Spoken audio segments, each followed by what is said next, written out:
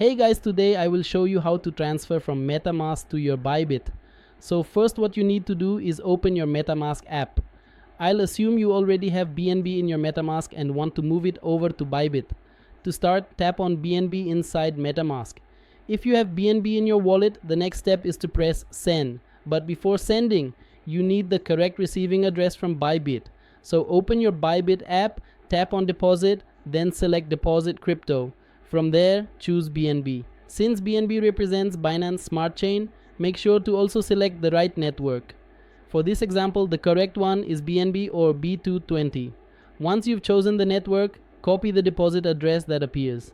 Now head back to your MetaMask, paste that address in the field, and you'll see that you are sending from your MetaMask directly to your Bybit address. In my case, I don't have enough BNB to complete the transfer, but if you do, just press next and then confirm the transaction.